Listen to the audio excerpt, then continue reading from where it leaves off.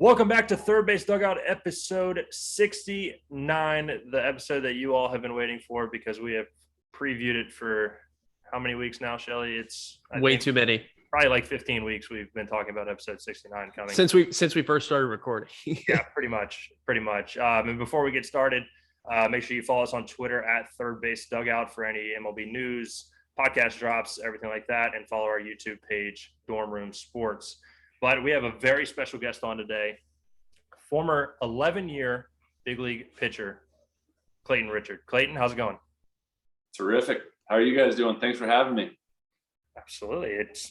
We're doing great. I mean, nothing better than talking baseball on what is today? Monday night? Is today Monday? Today is Monday. Today is Monday. Yeah, today's Monday. On a Monday night? Yeah, nothing better. So I'm going to go ahead and kick this bucket real quick. You have 69 career MLB wins. It was the most ironic thing. We looked that up last night and just researching and going over your stats and everything like that, just so we could prepare. And we saw that, and it was the most ironic piece of information that we found for this episode. Do you have any comment on that? I wish I could have had one more. Makes sense. You did get a World Series ring out of it, though. I did. I honestly, I don't know why it came up. I always wanted to get 100. Okay. Kind of after the first few seasons and seeing how it was trending and where I was at, I was like, it was a realistic goal that I wanted to get to. Then injuries and lack of performance pushed me in another direction. But so, like, in my mind, it was always like, it'd be really cool to get 100. Yeah. 69, I feel like, is such a cool number to get, though. Like it's just nice, like 69 wins. Like, see, we wouldn't be making these jokes if you got to 70 or 100. I mean, 100, no. We'd be like, oh yeah, 100-game winner. That's awesome. But like, you might not even that's the next best. You might not even bring it up if it was 100. Like it was 102. You might not bring it up. Exactly. You and Doug Bachler, I don't know if you know that name. I believe he's the AAA pitching coach in Toledo. Okay.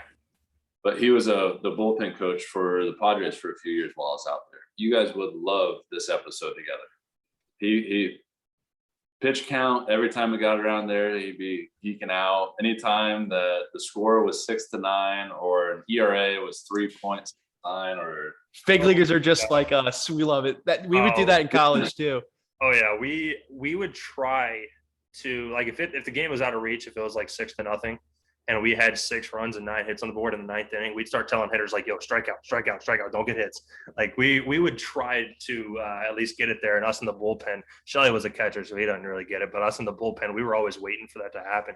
And when it would, we would always just go nuts. Like it was throwing water in the air, like just going absolutely crazy out there in the bullpen. No one would really understand why until we were pointing at the scoreboard. It must be a bullpen thing. It absolutely. There's nothing better to do out there than to wait for 6 nines. All right, so let's take you back to your high school career, and it is a incredible one at that. So you were Did you play any more sports other than baseball and football? I did play basketball. So you did play basketball in the great state of Indiana. Like that would be so cool to be able to say to my kids, like, I played basketball in Indiana. It'd be great. But you were Mr. Football and Baseball and the valedictorian of your class. You had a quite impressive senior year there. That was a lot of fun. Yeah. If we won a state championship in baseball, and if we would have been able to have that success in football, where we had a pretty talented group that was ranked first for a while, that if we were able to pull off that championship, it would have been really, really something to be proud of. But it was fun. It was clearly, with those individual accolades, there's more to it than me just doing well. My parents played such a huge role, parents and teachers that were involved, coaches and teachers that were involved, but really my parents that kind of laid the foundation for a work ethic and understanding how to prioritize my days and understanding what's important. And I always loved athletics. I knew that I wanted to perform at a higher level than just high school. So understanding that I was driven to want to have more than just those years in high school to be able to compete, that gave me, I think, like a little bit of a mental advantage where I knew that I wanted more than just that year. And if I wanted more, I'd have to perform at a high level. So would you say that you peaked in high school then? Since you were Mr. Football and baseball. I don't think it gets any better than that. Oh yeah. I don't think I had 69 wins in high school though. So you obviously didn't. You didn't peak in high school. I love that. Now, and you decided to go to Michigan. You played 2 sports, football and baseball. Which one did you love more in high school? Like, were you actually more of a football guy in high school? In high school, like football is the best. You play on Friday nights, everyone's there. It's a big deal. Basketball was a blast. We had a couple years where we made runs my sophomore year, and we were really good my junior year. It's hard to pick one over the other. It was so much fun on so many different levels in each sport that it's hard for me to say that I liked one over the other. I know that I was excited for every sport when they came around. I was sad when one ended, but I was excited when the next one was beginning. And clearly my father's biased, but he tells me at least probably every other week that I was a better quarterback and pitcher, and he's just he's still a little bitter about how that turned out at Michigan.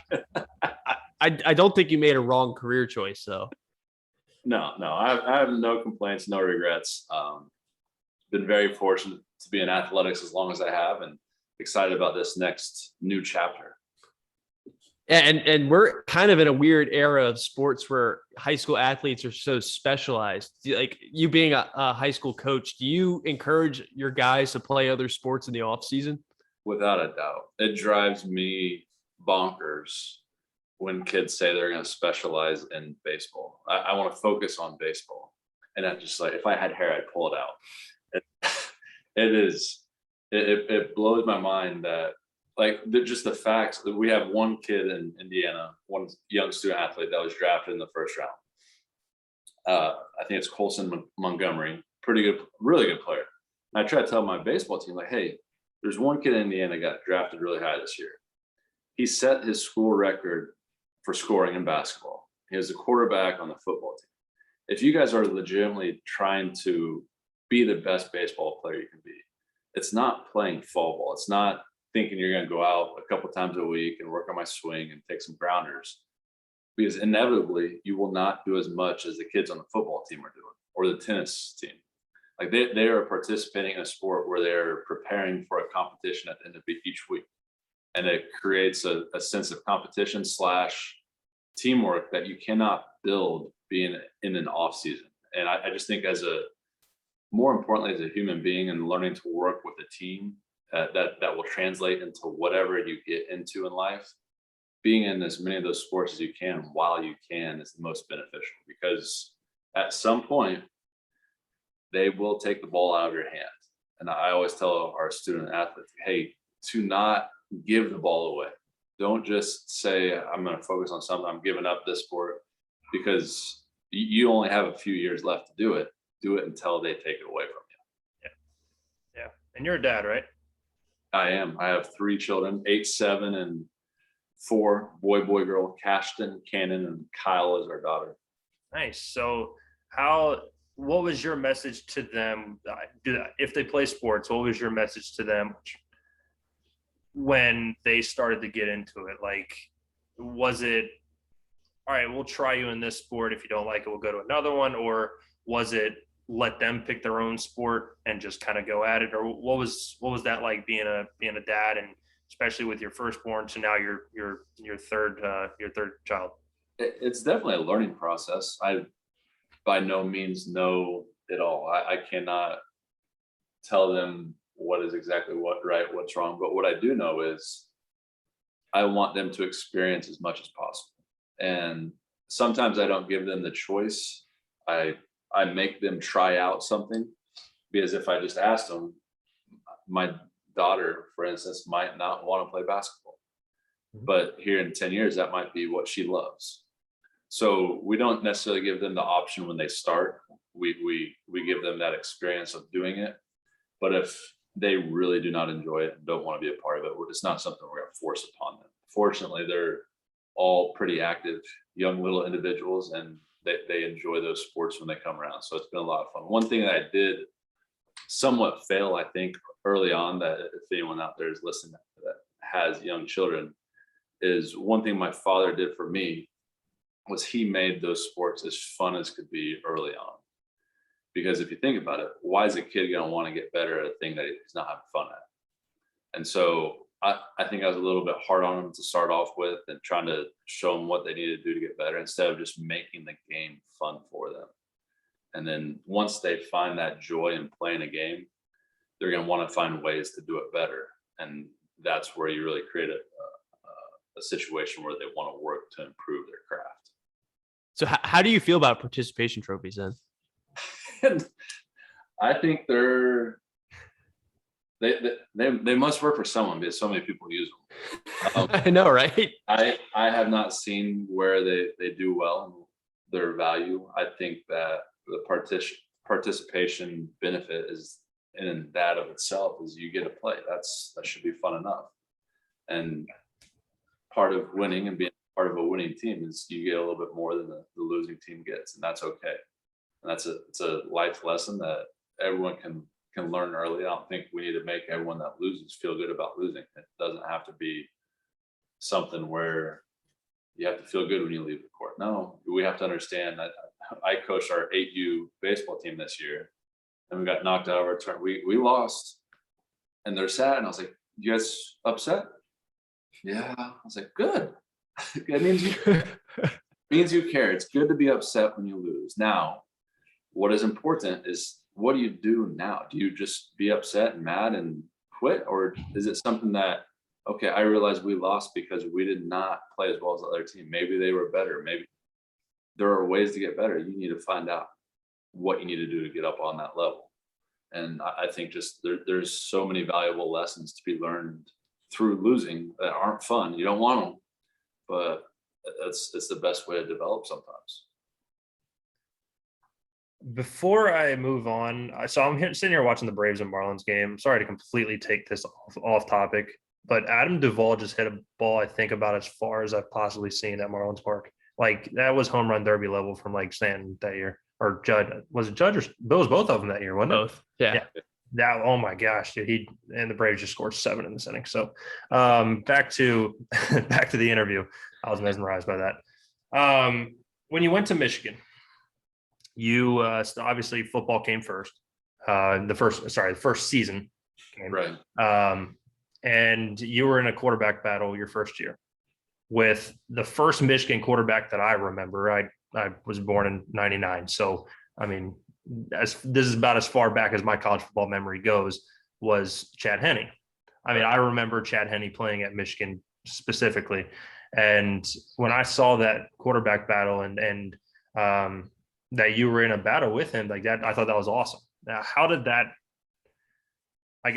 prepare you for the rest of your professional career or college career, minor league career to professional career, where you had that battle and you were able to overcome adversity and learn how to compete really at that level?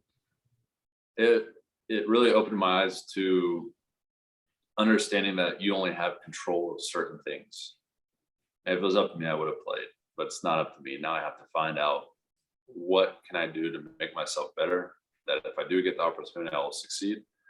And then what do I need to do so I don't have this feeling again? Because this feeling stinks of not playing. Like it is no good. It's no fun. I want no part of that again, ever again.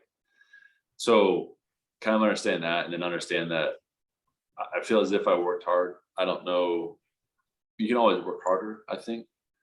And so I look back to think, man, and I think they were pretty solidified in their choice with Chad. I think that was something that was determined with the whoever was making those decisions was just locked into it, because there was opportunities where I thought I was going to be able to get a chance and they just never materialized.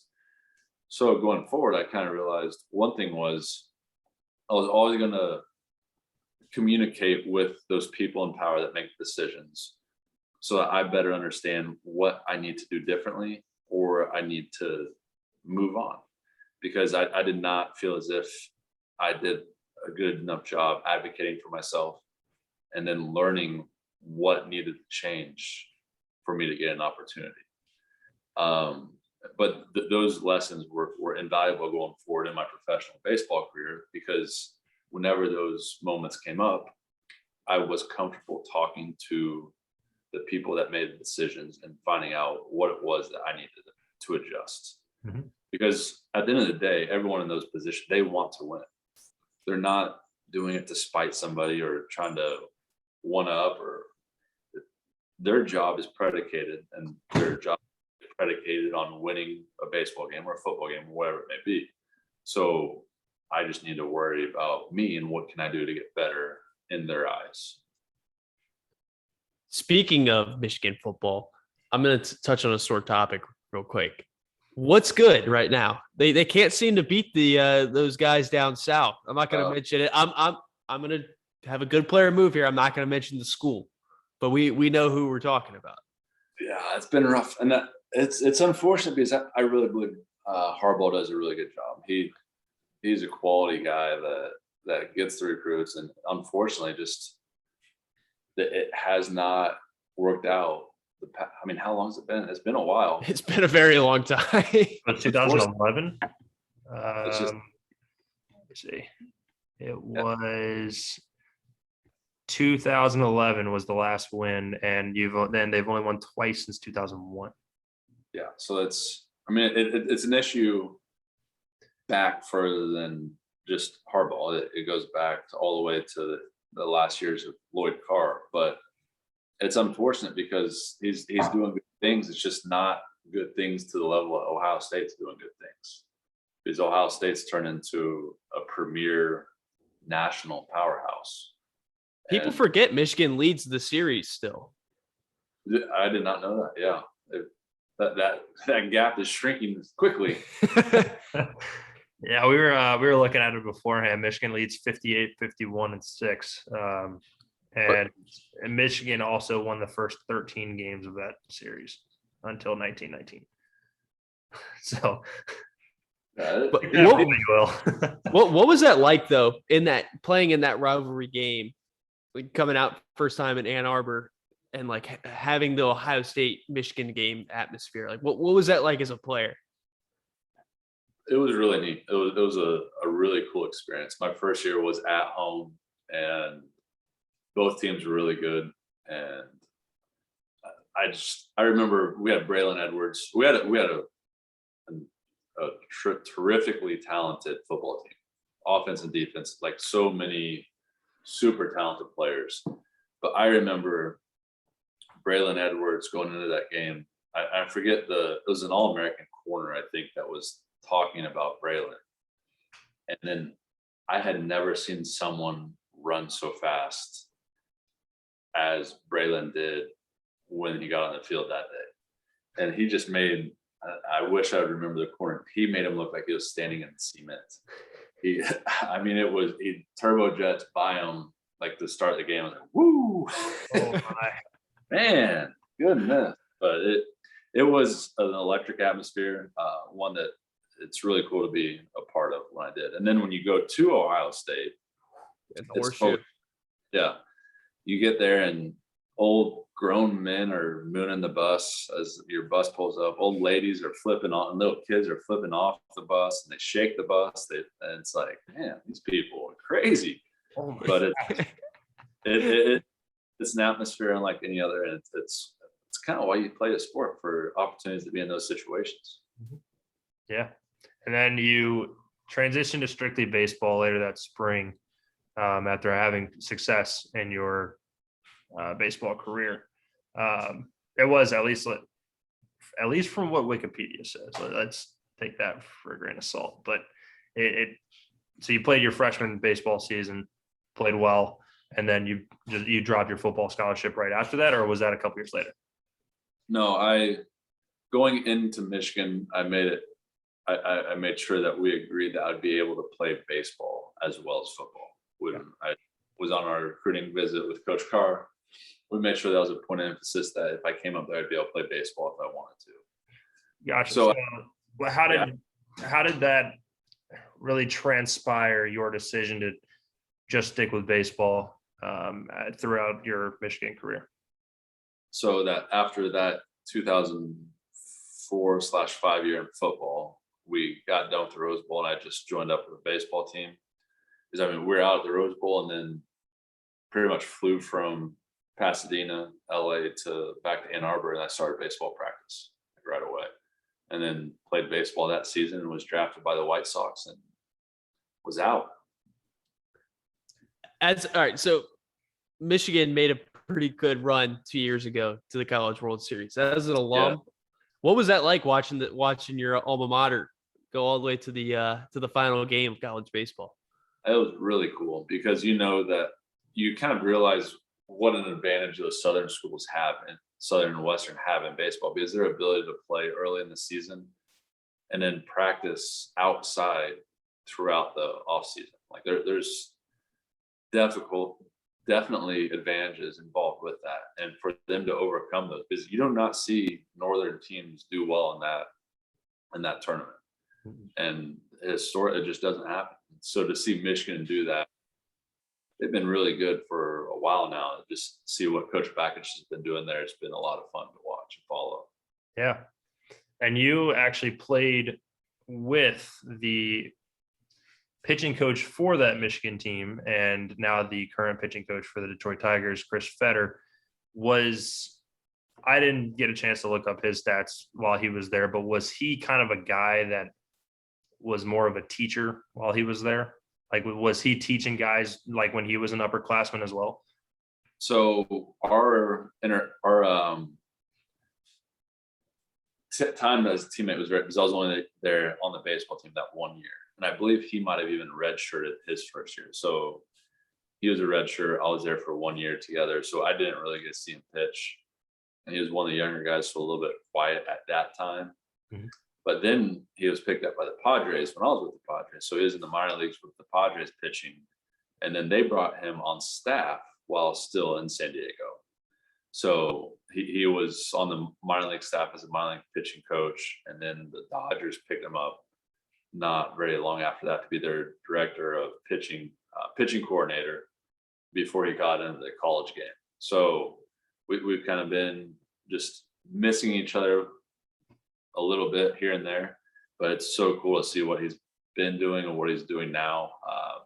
He's a terrific worker. He knows the game top to bottom, and what he gets the most out of the guys that come through his system. Yeah, I mean, he's got almost like a prime jewel with that pitching staff. Especially a bunch of young guys that he can just teach and grow them, not just a bunch of Cy Young guys that he's basically just in the rearview mirror watching over them. But when you got drafted by the White Sox, what was that like? What was that day like for you? Where were you? Who were you with? What was the emotion that hit you first? It was different because coming out of high school, I really believed I was going to get drafted after my senior year, and then that didn't happen. And hey, Brian and I too, we just never got the call. Yeah. So you guys can feel my pain. So yeah. Draft number 4, right, coming up this year. So still waiting. Like I going into my senior year, I knew I had positioned myself because I played summer ball the year before. I'd pitched well at the high school level. Scouts had seen me. I'd been in contact with some, and I really believed that if I performed well my senior year, I would get drafted. And I did that my senior year. I performed pretty well. It just never transpired. So not getting that opportunity really made me appreciate the second time around. And I did not take anything for granted. And I really didn't pay attention to the process much, because at that time it was on the internet, and you just see the tick, you'd have to refresh it. So you click to see it refresh. And then it was like Justin Verlander, or Iron Zimmerman, or however that order went. And so after the first few picks, I was like, all right, I'm not going to sit here all day and do this. And I don't remember what I did, but got the call from the White Sox a little bit later in the day. And that was that. It was exciting. I was with my family at home in Lafayette, Indiana, and was excited about the next opportunity. Yeah. And then when you make your MLB debut, who was your first call when you found out that you were going up? I cannot remember if it was my wife or my parents. but I was thrilled. I was supposed to start in Indianapolis, and I had talked to our manager in AAA to rearrange the rotation because I had never pitched anywhere close to home since I left from high school. And in AAA with Charlotte, we were finally, after the All-Star break, lined up, we were going to Indianapolis. So I talked them into letting me, after the All-Star break, adjust the rotation a little bit so I could pitch in Indy. And we were getting ready on a getaway day to come up to Indianapolis, and I got called in the manager's office. He said, I was supposed to go to the Olympics too that year, 2008. Oh. And he said, unfortunately, we're not going to allow you to go to the Olympics this year, and you're not going to pitch in Indianapolis anymore. I was like, oh. I didn't put it together at first. I was like, yeah, you need to go up to Chicago today to pitch. I was like, oh, please. That's a little bit better. Yeah, that's awesome. So got out of, I think we were in Louisville at the time, and flew up to Chicago. My wife was in Texas, I think, doing something. My parents drove up, and we stayed at the hotel, and they drove me into the field the next day. It was quite the experience. It was really cool. That's got to be every parent's dream, to be able to drive their kid to their MLB debut. Like, that is awesome. It's like you're getting dropped off at school for the first time. That's what it felt like. It's exactly what it felt like, because a lot of people, when they get called up, they had already spent a spring training or some time with the big league roster. They'd experienced something, but for me, I had not. I had no big league experience at all. It was very little knowledge of the game really at that point. And so I got called up, and I was just nervous, excited, more nervous about the social aspect because I didn't know anybody and didn't know how anything worked up there, but excited to get the opportunity to play. Who are some guys early on in your big league career that you kind of gravitated to in that White Sox clubhouse, or guys that like kind of mentored you during that rookie year? Mark Burley was the ace of the staff, and I was very fortunate that he's just like as down to earth of a person as you could get. And he's not one to tell you how to do anything but he led by example. How he approached his work and what he did on the mound every 5 days was just phenomenal. And so be able to sit back and watch him do his thing really left an impression on me on what I should do when I got the opportunity to perform. Yeah. And then Jim Thome was on the team, which was super cool. And I heard he is a great dude. Oh, the best. Yeah. A+. Yeah. And through him, kind of got to see a work ethic that was so high at that level. Someone that had been in the game for so long at that point and done just about everything you could in baseball. And he was still he'd work so hard every day. It was phenomenal. Yeah. And then we traded for King Griffey Jr. at the end of the year. And so I got to play with him. And it was like, I remember sitting next to John Danks on the bench in Kansas City, getting ready for a start. And we're sitting there. I was like, the position players out in front of the dugout warming up, and we're sitting in the dugout like, dude, do you believe that Griffey's on our team? We played his video game, go out in the backyard, turn your head around backwards and play home run derby with the wiffle ball. Yeah. Video game, wear his shoes, and it's like, man, he's there. So, and that's I don't have many pictures or things that but my wife took this one. I don't know if you'll see it. But, that's awesome. No way. Yeah. Junior and senior after one of our games in Chicago. That's an incredible picture. Yeah. So, and I told her, I was like, I don't know if there's another player that I would want to ask. I was like, I cannot not get a picture with Griffey. And it's not even a thought. I know. Fortunately, my wife's a little bit more outgoing than I am. So when the opportunity came, she just pushed it, and we got it done. There you go. That's the way 13-year-old me was when I finally got to meet Miguel Cabrera. It was I was like, I don't know how to ask you, but can I get a picture with you? Like, I mean, it was 13-year-old me. I was scared of nothing but a dude who was one of the greatest baseball players to ever live. And he was a massive human being. I will never forget that. His bicep was the size of my head. I still have that to this day. I still have the ball where he autographed, and like, that's just still probably the best baseball memory I ever have, at least as a fan. It's one of those things where you meet your idol and you're like, holy, Yeah, Such a starstruck moment. he's awesome. Awesome. Yeah. So what? Let's see how I'm trying to figure out how to phrase this question. When you became a starter, what was your routine like that day? Like your start day? Were you one of those guys where like, don't talk to me, don't even look at me all day, or were you kind of like a loosey goosey, just kind of hanging out until like a certain time, and then you get really locked in? I think it was in between. I think that, and then it transitioned as my career went on. Because early in my career, I didn't know what I didn't know, and I saw some other guys what they do, but I always wanted to be a baseball player more than I wanted to be a pitcher. If that makes sense. Mhm.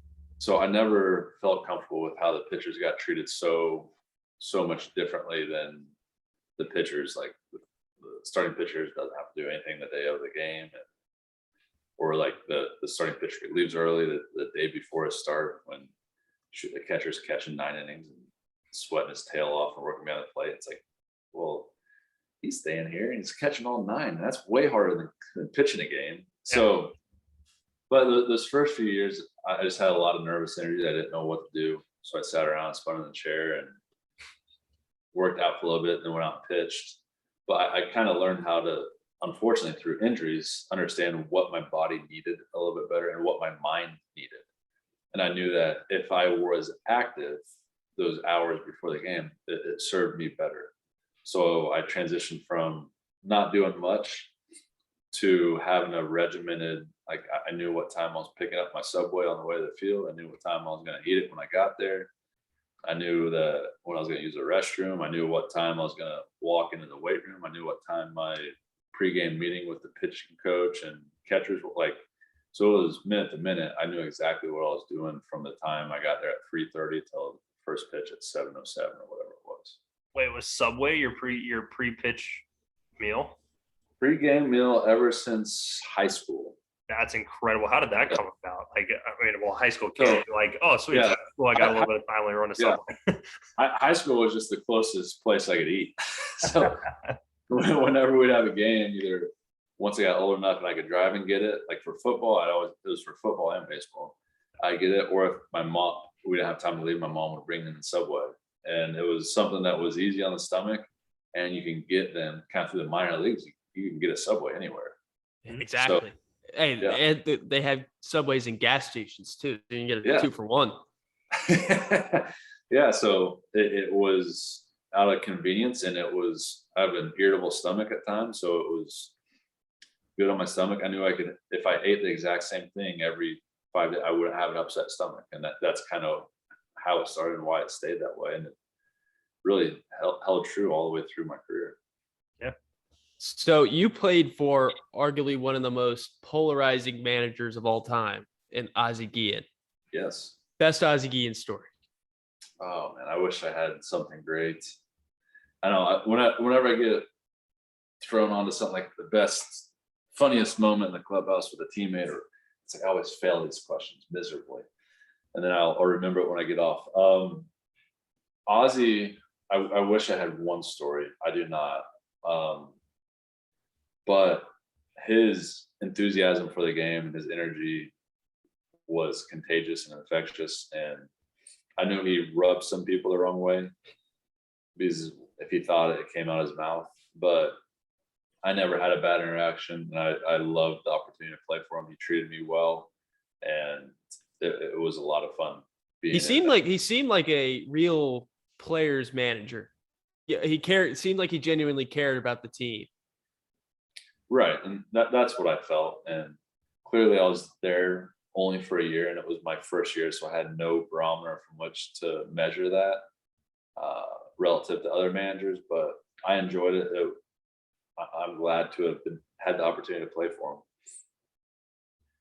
And after that year, you got traded to the Padres in the trade for Jake Peavy.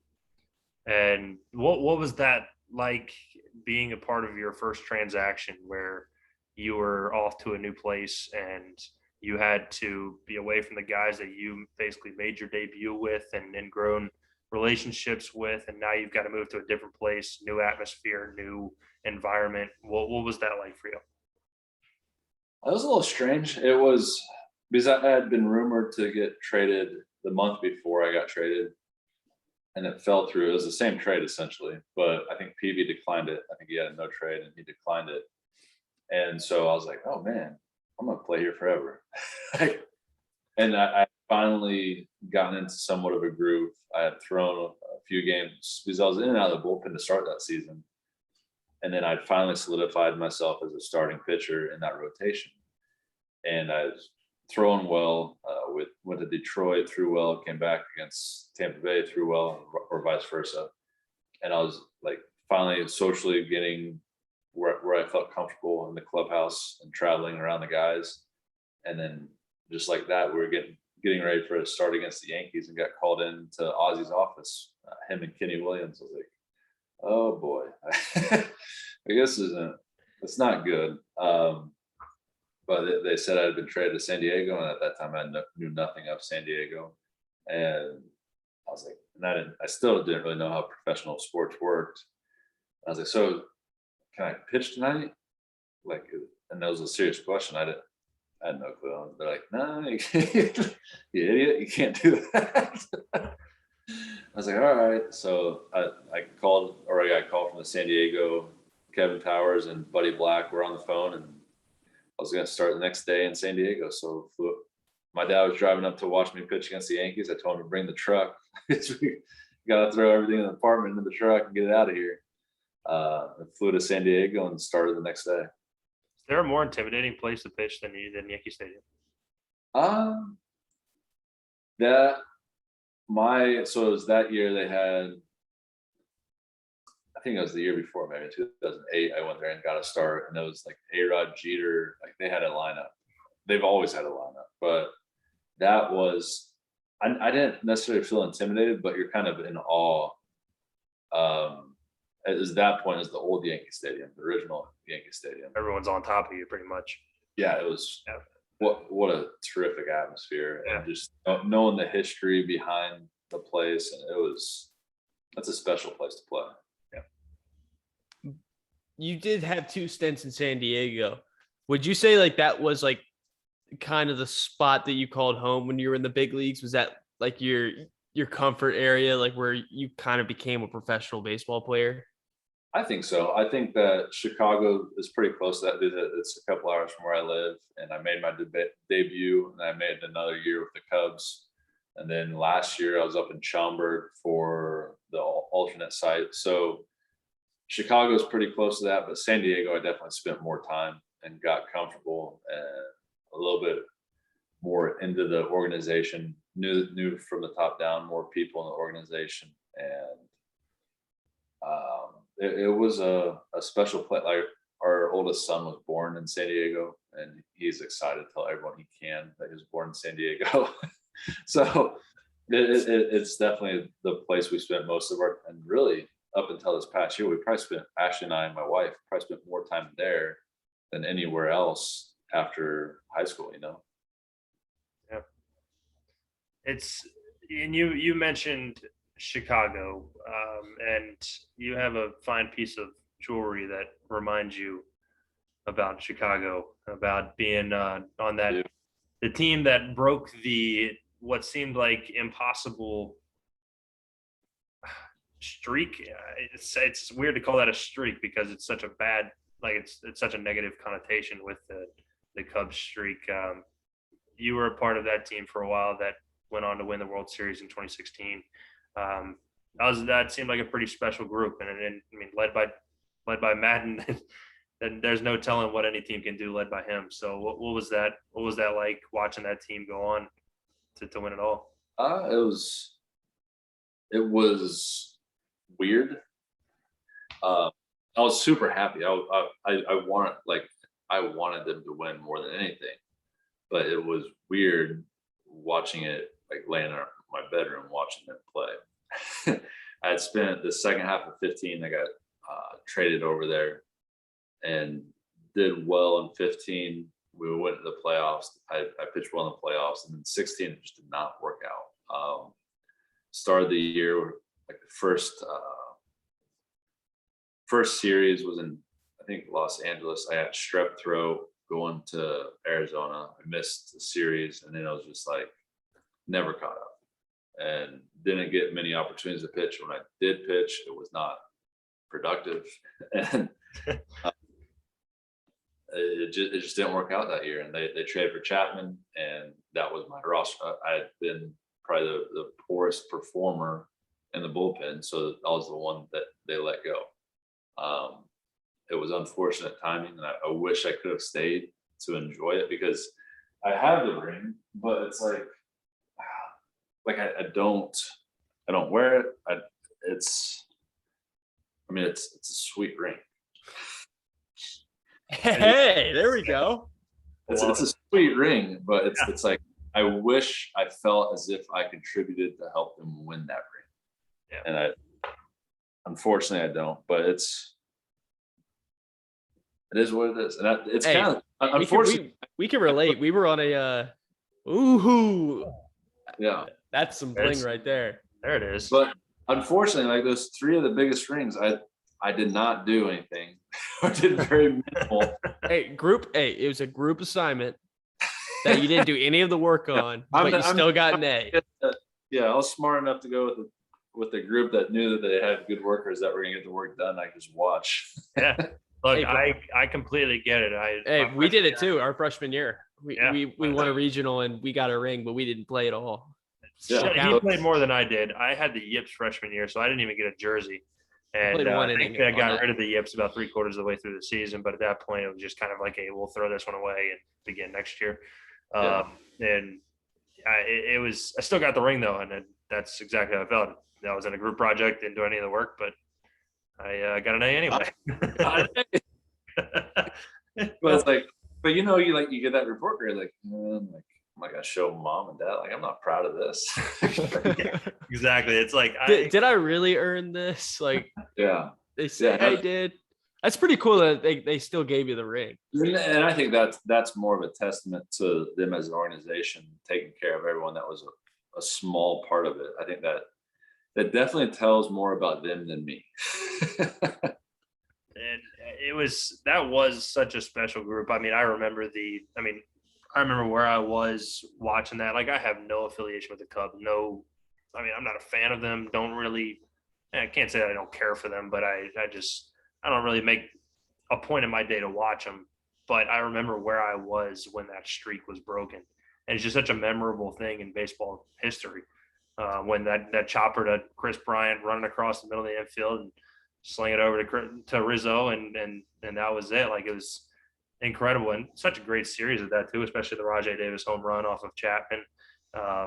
Everything is just such a great part of baseball history. But speaking of baseball history, you could go back to any point in time and witness any moment in baseball history in person.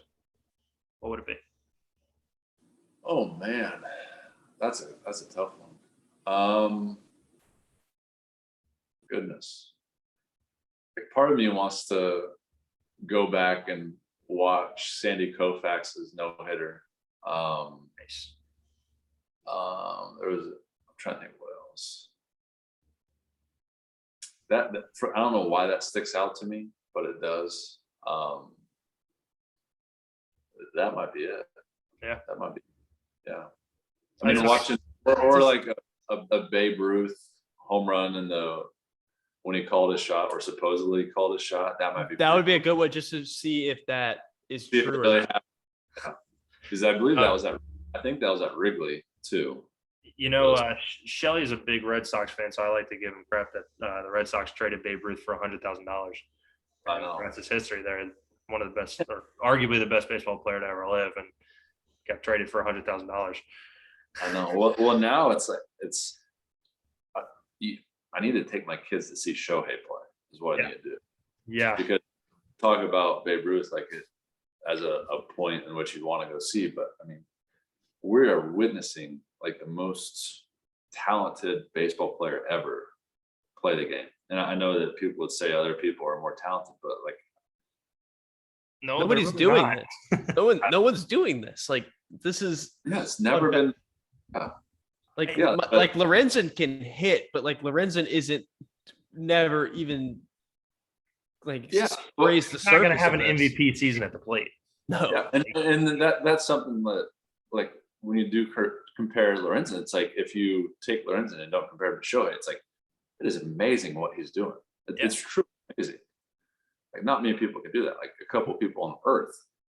But then what Shohei is doing, it's just like, it's mind blowing.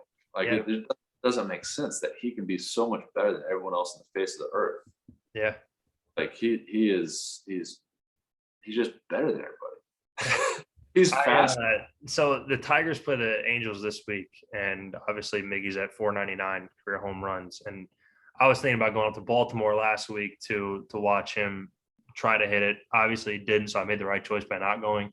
But this week I saw Shohei was pitching in Detroit on Wednesday, and I'm like, all right, that's like a, I don't know, 11-hour drive, 12-hour drive. I think I could probably make that by Wednesday, maybe if work accounted for it. But I want to go see him play so bad. If I could somehow manage my schedule to go see him play, like pitch in Baltimore or something like that, it'd be, I couldn't imagine just going and seeing that live. It's wild. I know. It's like, you really try to think of comparables and you can't, because no one's ever done all those things that he's able to do. Like, there's a guy that throws 100. That's one guy, and there's a guy that can hit for pop. That's one guy. There's a guy that can steal bases. That's another guy. And you're just mashing up all the best of everybody in the world, and then you get Shohei. Yeah, it's like a 6-tool athlete.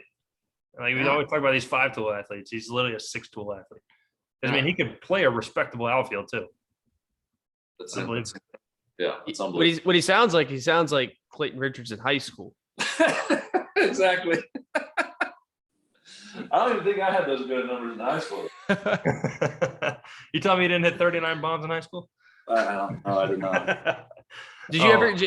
So when you got to do pitcher's BP, did you ever send any balls out of the yard? Yeah, I had a decent pop. Here we go. I was not a good hitter by any means. That is, I cannot. But you didn't get paid to hit. No, you just got. Yeah, but if I could get a hold of one, I could drive it. Just did not get a hold of many. I might as well ask you, did you hit a big league bomb? 3. You hit 3? No way. I really should have looked at that on your baseball reference page before we started, but it just kind of jolted my memory when Shelly asked that. That's awesome. Yeah. All right, who are they off of? Because that's a very important piece of information. Sean Markham. Nice. Dan Straley. Blue Jays, well, quote, legend, right? Yeah. Was he on the Blue Jays at that time? He was Brewers. Okay. Dan Straley. Ooh, and PPO legend. John Gray. Ooh. Yeah. Was it in Colorado? Yes, but it would have went out anywhere. Nice. So, did you pimp it? Not really. I mean, no. I didn't take too much time. Gotcha. Yeah. But how do you feel about bat flips right now? You can flip, do a cartwheel, whatever. It doesn't make me look bad. If I'm pitching, it doesn't make me look bad. It makes you look bad. Like, what do I care? You hit it out. Yeah. There's nothing you can do after you hit it out that's gonna make me more upset than you hitting it out. Yeah. It's like, just give me another ball. Let's move on. Yeah, you can do cartwheels around the bases. That's fine. Like, it's not gonna affect. You already hit the homer. Yeah. It's so weird to me. You see what I like to really call the two different styles of stars. Is like, you have the Tatises, the Acuñas, the Tim Andersons, the guys who are there to really make baseball fun again. Like the showboat. I get the better of you. I will let you know that. Like, those kind of guys. And then there's really the Shohei Ohtani and the Mike Trout, where those guys are literally just there to play baseball, and they put their head down and run when they hit a bomb. It's like, I don't have a problem with either one, but I mean, it's just so interesting to me how vastly different so many stars can be in this game. And it just shows that athletes are people, and they just have a unique skill set that puts them on the platform. And just as you know, everyone at work or wherever you spend your time in the day, you see those different personalities. It's the same thing at the big leagues. Everyone has their own personality. It just gets exposed to a lot more people than other occupations. Yeah. Yeah, your job's on national television every night. Yeah. That's crazy to think about. Like for the better part of your adult life, your job was on TV. Like that's a really crazy thing to think about. Like that was you. Yeah, it is. It's different. And for so long, I did not recognize it. I mean, it's the only thing I really knew was through sports. Mm-hmm. And you don't know what you don't know, and I didn't know a lot. So I was very fortunate to have those experiences, and something that I'll look back on and cherish for a long time. Yeah. Well, Clayton, it has been an absolute pleasure to have you on. Like, it was absolutely awesome. Best of luck to you as a dad, man. There's no better job than being a dad, and you get to watch your kids grow and maybe even follow in the same footsteps in the baseball realm, or wherever they want to succeed. I mean, obviously I'm not a dad yet. I'm sitting here at 22 years old. Hope I'm not a dad yet. Let's put it that way. But if one day I get to see my kids succeed, like in anything that they want to do, it's going to be better than anything I can ever do. So, best of luck to you. Is there anything you want to plug, like a charity, anything like that? Support your local boys and girls clubs. I feel like the future's in our youth. And if you ever get the opportunity to go down to one that's near you, show some support. If it can't be monetarily, it could be time-wise, going in, playing with the kids, just being there for them. Because so frequently we take for granted that what we have, not everyone has. And being understanding that some kids don't have much at home. And if we can help those kids out, that it's well worth our time. So boys and girls clubs and Lafayette Jefferson Athletics. I'm the quarterback coach and baseball coach there. So we're trying to set up our social media stuff. I don't know how any of that works. I found out that one of my players has like 350,000 followers on TikTok and Snapchat. I don't even know how to log on to those things. I sound super old, but is he a baseball player or football player? Baseball player. Yeah. Okay, I was about to say you might actually go out to like the 50-yard line in the middle of it, like before the game, and start dancing. You're gonna just be sitting there shaking your head. Yeah, no. Because we're trying to get to know my team that we're doing stuff with, and so I got all their social media stuff and trying to connect with them and understand what makes them tick, so I can better serve them as a coach and leader.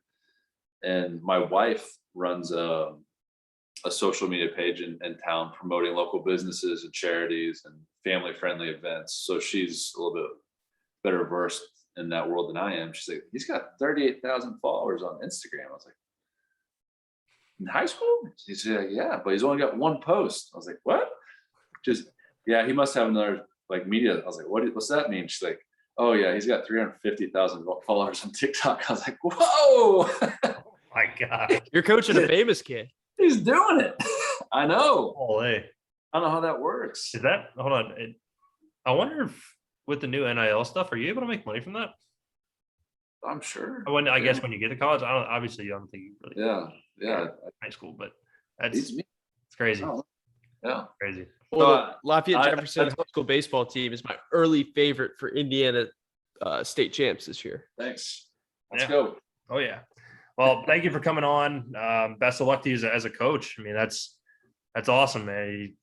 You get 2 different seasons as a coach and 2 different sets of kids. So that's right. Best of luck to you in that. Thank you for coming on again. We had a blast. And yeah, we just appreciate it. All right. Thanks, guys.